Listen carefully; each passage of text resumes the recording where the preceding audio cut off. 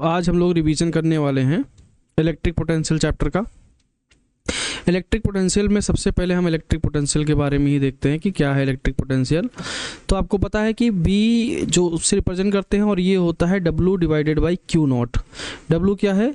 Work है, किसी charge को किसी पॉइंट तक लाने के लिए जो वर्क किया गया उसी को क्या बोलते हैं? इलेक्ट्रिक पोटेंशियल बोलते हैं। अब यहाँ पे ये पता चल गया, इसकी यूनिट जो होती है, इसकी यूनिट होती है वोल्ट। क्या यूनिट होती है? वोल्ट। और इसी वोल्ट को हम क्या बोल देंगे, जैसे कि यहाँ पे W जूल है और Q नॉट क्या है? कूलाम है। तो ये कितना हो जाएगा? जूल पर कूलाम। ये इसकी एक वोल्ट के वैल्यू के बराबर होती है। और इसकी डायमेंशनल फार्मूला देखें तो W का कितना होता है? m(L)(2)T⁻²। और कूलाम का कितना होता है? A×T। ये होता है A×T।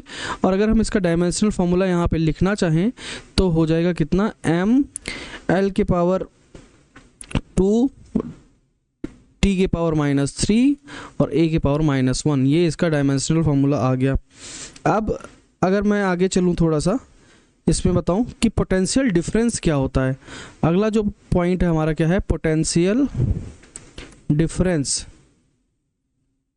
पोटेंशियल डिफरेंस के बारे में हमें जानना है क्या होता है। जैसे मान लेते हैं कि अभी तक जो हमने कहा इसमें जो चार्ज था, जैसे मान लीजिए इस पॉइंट यहाँ पे है, इस पॉइंट P तक इस चार्ज को हमें लाना है जो R डिस्टेंस पे है।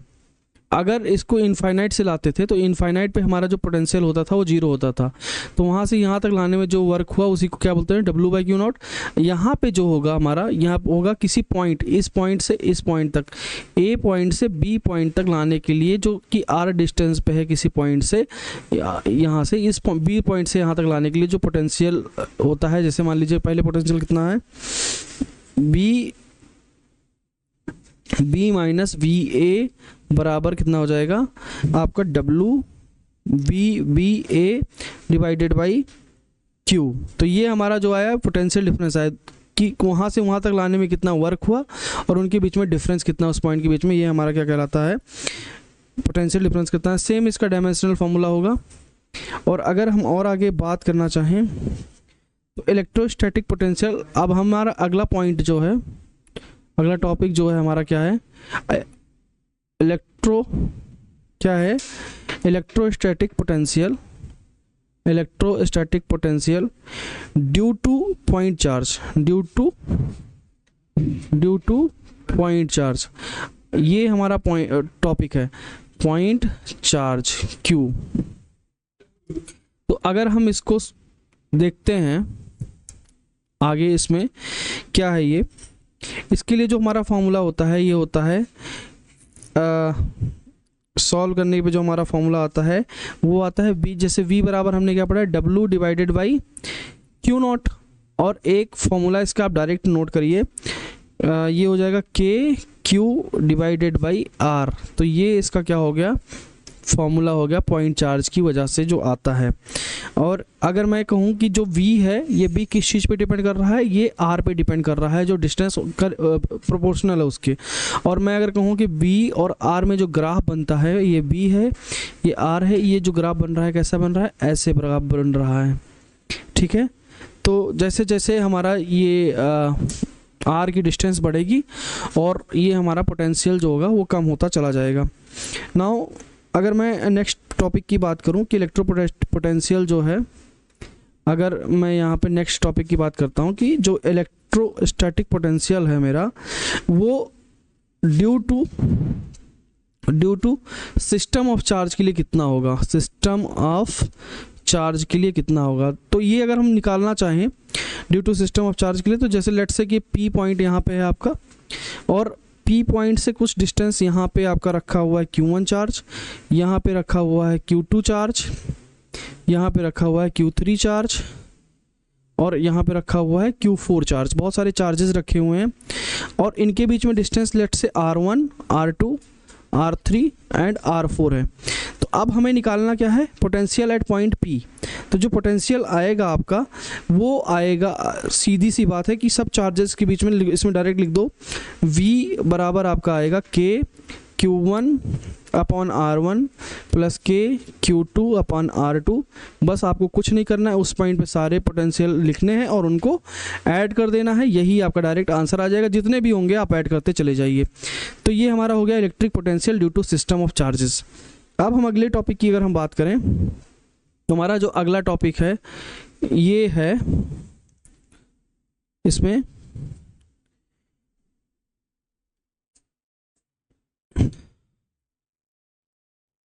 Electric potential due to electric dipole. अगर हमारा जो अगला टॉपिक है वो है electric potential due to electric dipole. Electric potential due to electric dipole. तो अगर मैं डालूं इलेक्ट्रिक पोटेंशियल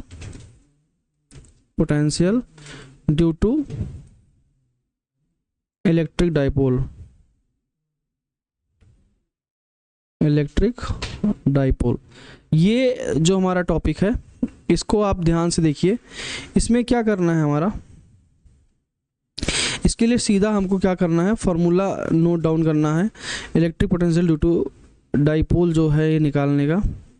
तो जैसे होता क्या है कि हमारा डाइपोल लगा लो, ये आपका एक डाइपोल है। जो डाइपोल क्या बोलते हैं कि यहाँ पे आएगा माइनस क्यू चार्ज और यहाँ पे आएगा आपका प्लस क्यू चार्ज।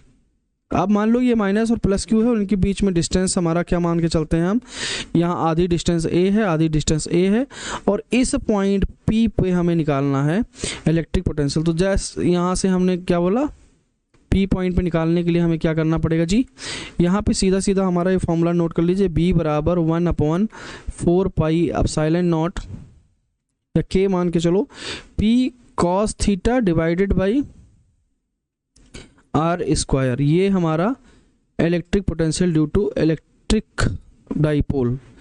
नाउ इसमें कुछ ज़्यादा और करने की ज़रूरत नहीं है। नाउ हम नेक्स्ट पॉइंट पे मूव करने वाले हैं। अब हमें क्या करना है, एक बहुत ही इम्पोर्टेंट हमारा टॉपिक है जो हमें पढ़ना है यहाँ पे, ये है relation between electric field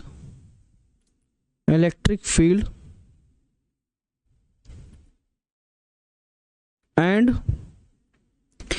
potential. इसके बीच में जो हमारा है ये टॉपिक हमें पढ़ना है, इलेक्ट्रिक फील्ड और इलेक्ट्रिक पोटेंशियल के बीच में हमारा रिलेशनशिप पढ़ना है। तो बेसिकली अगर मैं कहूँ तो ये होता है E बराबर minus del b upon del r, या इसको लिख सकते हैं minus d b divided by d r. ये हमारा जो होता है इलेक्ट्रिक फील्ड जो होती है इलेक्ट्रिक पोटेंशियल का डिफरेंशिएशन होता है, इसका डिफरेंशिएशन होता है जी। अच्छा, अगर मैं कहता हूँ कि ये जो है इसको हम ये भी लिख सकते हैं कि अलग अलग डायरेक्शन में है, del v divided by del x i cap plus del v divided by del y j cap plus del v divided by del z के कैप। ये हमारा, इसको हम अगर 3D में लिखना चाहो तो आप लिख सकते हो इसको। और पोटेंशियल ग्रेडियंट क्या होता है, ये इसको नाम क्या है इसका, पोटेंशियल ग्रेडियंट। इसका नाम क्या है, पोटेंशियल ग्रेडियंट। और ये पोटेंशियल ग्रेडियंट जो है ये हमारा कैसा क्वांटिटी है, ये एक वेक्टर क्वांटिटी है। कैसा क्वांटिटी है, वेक्टर क्वांटिटी है। ये भी चीज़ आप नोट डाउन कर सकते हैं।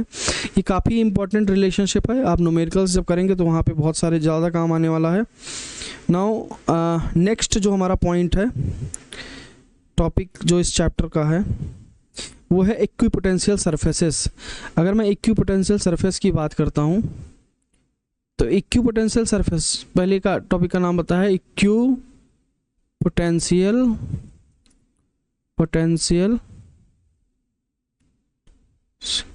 सरफेस। इक्विपोटेंशियल सरफेस क्या होते हैं, इसको हमें पढ़ना है। इक्विपोटेंशियल सरफेस क्या होते हैं कि जैसे मान लेते हैं कि अगर मैं यहाँ पे इसमें, हाँ इक्विपोटेंशियल सरफेस, इसमें हम अगर मान लेते हैं,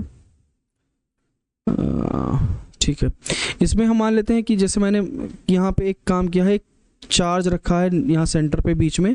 अब इससे कुछ डिस्टेंस पे हमने एक सर्कल खींचा, ऐसे सर्कल हमारा बनेगा ऐसे। टेढ़ा मेढ़ा बना है, आप सर्कल समझ लीजिए पूरा। दूसरा सर्कल हमने थोड़ा दूर पे खींचा, तीसरा सर्कल हमने थोड़ा और दूर पे खींचा, हमने 3 सर्कल यहाँ पे ड्रॉ किए हैं। अब तीनों सर्कल की खास बात ये है कि इन सर्कल के सरकमफेरेंस पे जो हमारा ये पॉइंट, कोई भी पॉइंट रखो, इस पॉइंट पे रखो, या 1 मिनट मुझे कलर चेंज करना है, आप रेड कलर ले लो। जैसे इस पॉइंट पे मैंने रख दिया, या मैंने इस पॉइंट पे रख दिया, या मैंने इस पॉइंट पे रख दिया, या मैंने इस पॉइंट पे रख दिया, किसी भी चाहे तो इस जगह पे यहाँ से यहाँ तक की डिस्टेंस आर है, यहाँ से यहाँ तक की डिस्टेंस भी आर है, यहाँ से यहाँ तक की डिस्टेंस भी आर है, यहाँ से यहाँ तक की डिस्टेंस भी आर है। तो इस पूरे सरफेस में आर की वैल्यू चेंज नहीं हो रही है। और तुम्हें पता है कि वी की वैल्यू होती है के क्यू डिवाइडेड बाई आर, इसकी वैल्यू होती है के क्यू डिवाइडेड बाई आर। तो यहाँ से आर की वैल्यू लगातार सेम है, और तो अगर के की वैल्यू सेम है तो पोटेंशियल भी आपका इस पूरे सरकमफेरेंस पे सेम होगा। अगर यहाँ V1 पोटेंशियल है तो हर जगह इस ऐसी सेम, इसकी दूरी अगर R1 मान के चलो तो ये हर जगह पे इसका जो इसके पॉइंट पे, इस पॉइंट पे, इस पॉइंट पे, इस पॉइंट पे, इस पॉइंट पे पोटेंशियल सेम होता जाएगा। इस ऐसे ही इस पॉइंट पे, इस पॉइंट पे, इस पॉइंट पे, इस पॉइंट पे, हर पॉइंट पे जो पोटेंशियल है आपका सेम होता चला जाएगा। तो अगर हर जगह इस जैसे 3 मुझे ऐसी जगह मिल गई, एक ये सर्कल बन गया, एक ये सर्कल बन गया, एक ये सर्कल बन गया, तीनों जगह पे जो पोटेंशियल है उसके वो सेम आ रहा है उसके पूरे सरकमफेरेंस पे। तो ऐसे सरफेस को क्या बोला जाता है? इक्विपोटेंशियल सरफेस बोला जाता है। तो इक्विपोटेंशियल, इसकी प्रॉपर्टीज की बात करें अगर हम, तो पहली प्रॉपर्टी क्या है? इक्विपोटेंशियल सरफेस पे अगर इनके 2 पॉइंट्स लेते हैं, इक्विपोटेंशियल सरफेस, लेट से कि ये हमारा इक्विपोटेंशियल पॉइंट 1 एंड पॉइंट 2, इन दोनों पॉइंट के बीच में P1 माइनस P2 के बीच में पोटेंशियल डिफरेंस जो होगा वो क्या होगा? 0 होगा, क्योंकि पोटेंशियल सेम है। तो पोटेंशियल अगर सेम है तो पोटेंशियल डिफरेंस कितना होगा? 0 होगा। 2 इक्विपोटेंशियल सरफेसेस एक दूसरे को कभी भी इंटरसेक्ट नहीं कर सकते हैं, वो कभी भी एक दूसरे को इंटरसेक्ट नहीं कर सकते हैं। थर्ड, अगर सेम इलेक्ट्रिक पोटेंशियल है, जैसे मान लेते हैं कि यहाँ पे है, अगर पोटेंशियल सेम है भैया, तो अगर यहाँ से 1 से 2 तक सेम इलेक्ट्रिक पोटेंशियल में कोई चीज़ को अब ले जाते हैं तो वहाँ वर्क जो होगा वो आपका 0 आएगा। क्यों 0 आएगा? क्योंकि डेल्टा V बराबर आप लोगों ने पढ़ा है W/Q, तो डेल्टा V ही 0 हो गया, तो यहाँ से W की वैल्यू 0 हो जाएगी। तो ये था आपका इलेक्ट्रिक जो था, ये इसका टॉपिक का नाम था इक्विपोटेंशियल सरफेसेस। आई होप आपको ये क्लियर है। नाउ अगर हम आगे चलें थोड़ा सा, तो आगे जो बात होगी, अब अगली बात जो है उसमें हम लोग पढ़ने वाले हैं electro variation of, just a minute,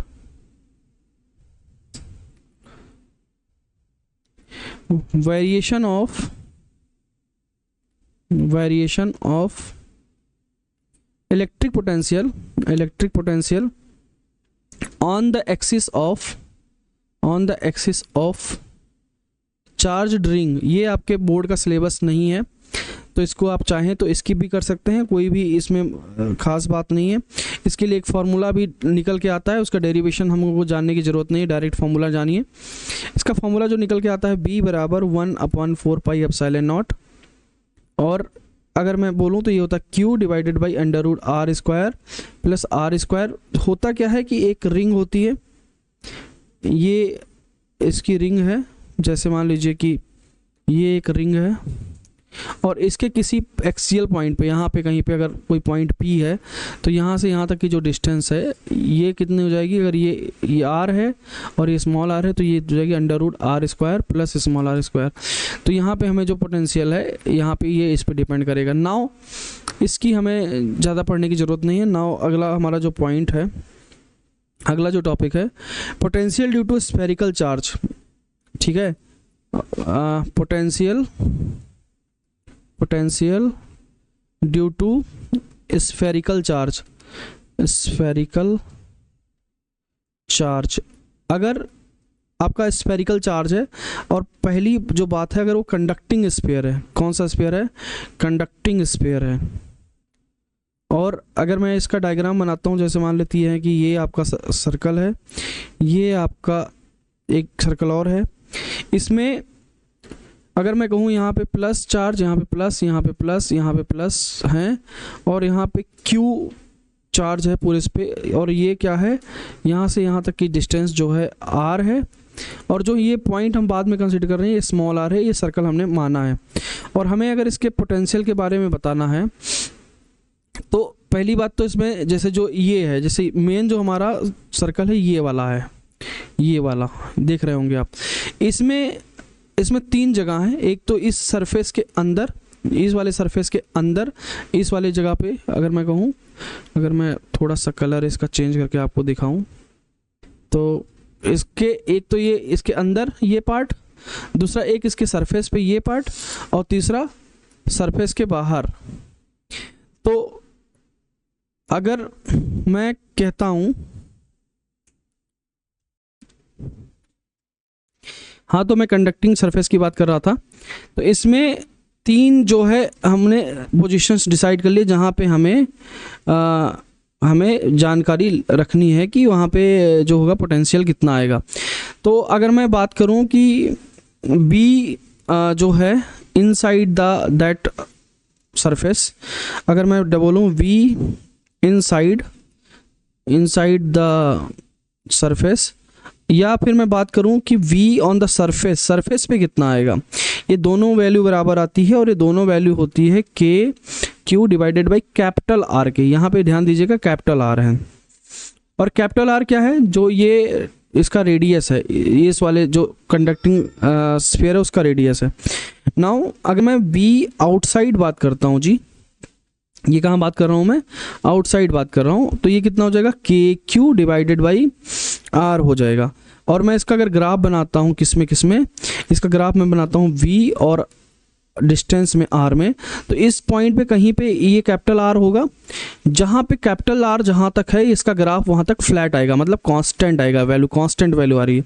और जैसे ही ये ग्राफ जब हम R से बाहर चले जाएंगे, मतलब इस रेंज में पहुंच जाएंगे, तो इस रेंज में जो ये ग्राफ है ये इस जगह पे, ये इस पे डिपेंड कर रहा है, जो v है आपका 1/r पे डिपेंड कर रहा है, तो इसका ग्राफ यहाँ से ऐसे बन जाएगा। तो ये जो आपका बना है, ये बना है कंडक्टिंग स्फीयर के लिए।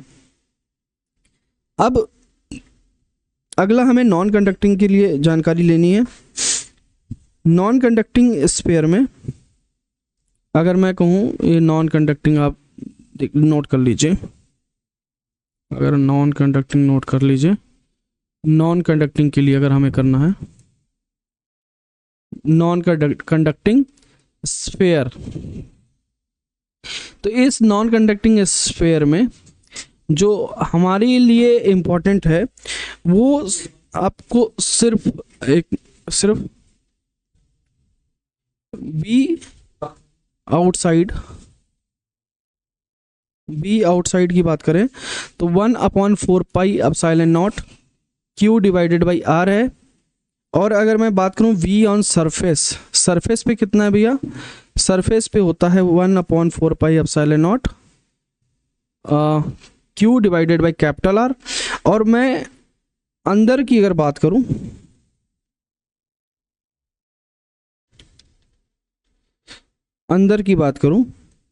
तो अंदर का जो सिस्टम होता है v इनसाइड, इसको आपको पढ़ने की जरूरत नहीं, ये होता है 1/4 pi epsilon naught q by capital r, और एक साथ में 3/2 minus 1/2 r square by capital r square.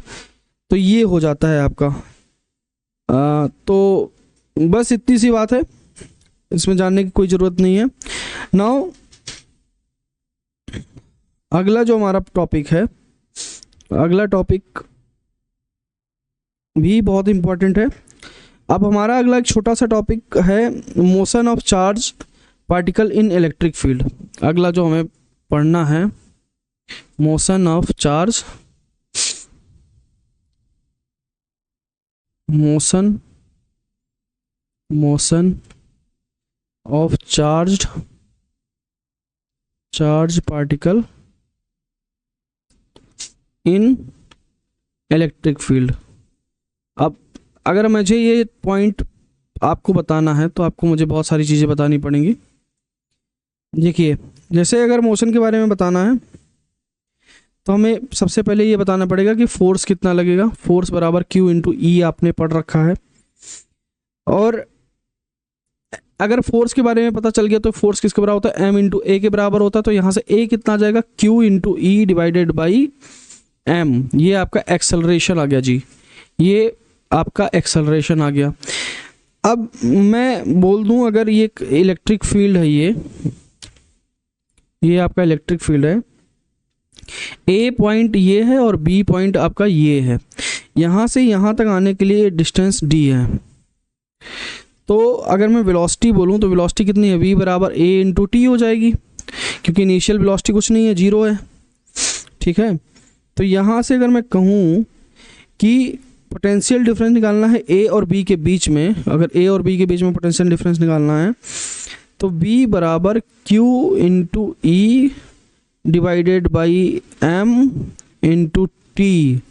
Q e divided by m, क्योंकि ये आया है आपका, ये एक्सेलरेशन है, और आपको पता है एक्सेलरेशन बराबर वेलोसिटी अपॉन टाइम होता है ना। तो वेलोसिटी बराबर कितना हो जाएगा, एक्सेलरेशन इनटू टाइम। तो ये आपकी वेलोसिटी,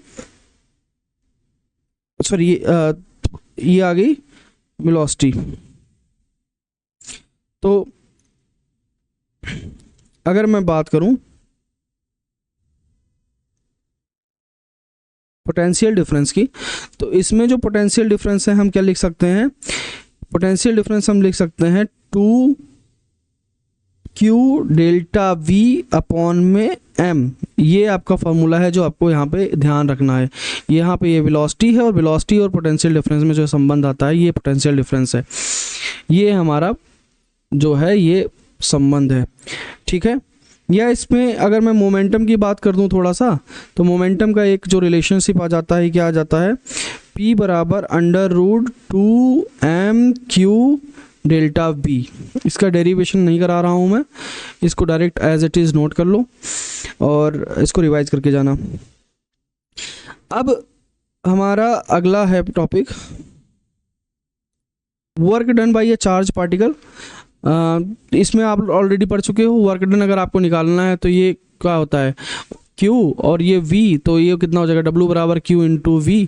इसका यूज़ हम कर सकते हैं कई बार जब भी चाहें। और अगर थोड़ा सा और जाना चाहते हो तो मैं ये बता दूं कि चूंकि जो Q होता है, ये सॉरी जो आपका E होता है, क्या होता है, delta V divided by del R होता है, या dV बराबर कितना हो जाएगा, E इंटू डी आर हो जाएगा। ठीक है, या फिर मैं अगर डॉट प्रोडक्ट लूँ E डी आर का, तो ये E D R cos theta हो जाएगा। ठीक है, तो ये थीटा की वैल्यू हम इलेक्ट्रिक फील्ड की डायरेक्शन में लेंगे तो थीटा 0 हो जाएगा, तो ये सिर्फ बचेगा E इंटू डी आर। और अगर मैं इसमें वर्क डन लिखना चाहता हूँ तो मैं क्या लिख सकता हूँ कि W बराबर Q और V की जगह पे क्या आ जाएगा, E इंटू आर आ जाएगा। तो ये E इंटू आर, तो यहाँ से वर्क कितना हो गया, वर्क बराबर हो गया Q E R। कब, किस कंडीशन में, जब थीटा आपका 0 है, जब थीटा आपका 0 है। अब हमारा जो नेक्स्ट टॉपिक है, नेक्स्ट है इलेक्ट्रिक पोटेंशियल एनर्जी की बात करेंगे हम। नाउ हमारा एनर्जी पार्ट स्टार्ट हो गया है। एनर्जी में हमारा जो टॉपिक है, सबसे पहली बात तो है कि एनर्जी होती क्या है, इलेक्ट्रिक पोटेंशियल एनर्जी। तो इलेक्ट्रिक पोटेंशियल एनर्जी जो है, इसको आप देख लीजिए, ये होता है B बराबर W बाई Q, और ये W ही क्या है, ability of doing work is called energy, तो U बाई Q हो जाएगा। तो यहाँ से U कितना आ गया, Q इंटू V, यही हमारी एनर्जी है। नाउ रिलेशन बिटवीन, अगर मैं बोलूँ relation between work and energy, तो मैं क्या कह सकता हूँ, वर्क एंड एनर्जी, तो मैं क्या कह सकता हूँ कि जब आप WA को B से लेके जाते हैं भैया, तो ये UA माइनस UV जो होता है, यही आपकी एनर्जी के बराबर होती है। या फिर final point minus initial point करना है तो UB माइनस UA हो जाएगा आपका। या फिर मैं बोल सकता हूँ WA से B तक ले जाने में ये माइनस डेल्टा U जो आया है आपका, यही क्या कहलाता है, एनर्जी कहलाता है। चलिए अब एक इलेक्ट्रॉन वोल्ट के बारे में देख लेते हैं। एक इलेक्ट्रॉन वोल्ट की जो यूनिट है, आप इसको रट्टा मान लीजिए 1.6 इंटू 10⁻⁻19 होती है, 19 जूल होती है। ये 19 लिखा है, -19 जूल। तो इस चीज़ को आप यहाँ पे रट्टाफिकेशन कर लीजिएगा। नाउ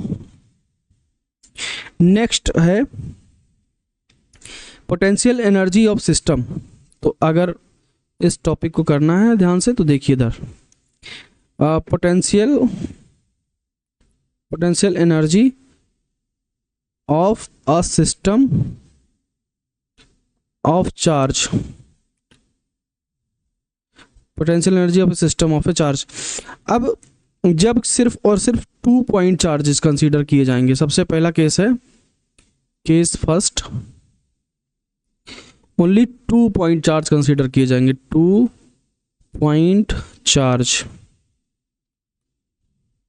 2 पॉइंट चार्ज आपका कंसीडर किया जाएगा। तो अगर 2 पॉइंट चार्ज है तो जैसे मान लेते हैं कि ये Q1 है, ये Q2 है। अब यहाँ पे खाली जगह बैठा है, यहाँ पे लेके आना है। इस Q1 को लाओगे तो यहाँ पे रजिस्ट करने के लिए कोई नहीं है, तो इसलिए Q1 को जब कोई रजिस्ट नहीं करेगा तो कोई वर्क नहीं होगा। तो जो पोटेंशियल एनर्जी है Q1 के लिए W1 जो हो जाएगी वो 0 हो जाएगी। अब यहाँ Q1 आके बैठ गया है, ये इसकी वजह से मान लो इस डिस्टेंस, थोड़ी डिस्टेंस पे तुम लेके आते हो, R डिस्टेंस पे Q1 से यहाँ पे लाओगे तो Q1 रजिस्ट करेगा Q2 को, Q1 रजिस्ट करेगा अगर Q2 को, तो इसके लिए वर्क आएगा। और वर्क कितना आएगा, W बराबर आता है जो आएगा वो आएगा Q2 जितना देगा और फोर्स जितना लगाएगा, सॉरी फोर्स कह रहा हूँ, वोल्टेज जितना लगाएगा पॉइंट चार्ज की वजह से, तो Q2 इंटू V, तो Q2 into K Q1 upon में R, और ये आ जाएगा K Q1 Q2 divided by R।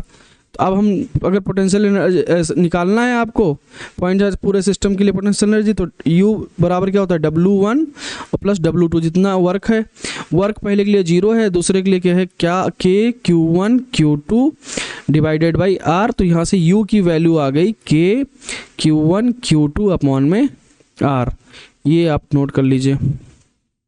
Similarly case 2 आपको मैं यहाँ करा देता हूँ। केस 2 है आपका, जब 3 चार्जेस होंगे, अगर 3 चार्जेस होंगे या उससे ज़्यादा होंगे तो इसके लिए पोटेंशियल एनर्जी डायरेक्ट होती K डिवाइडेड बाई 2।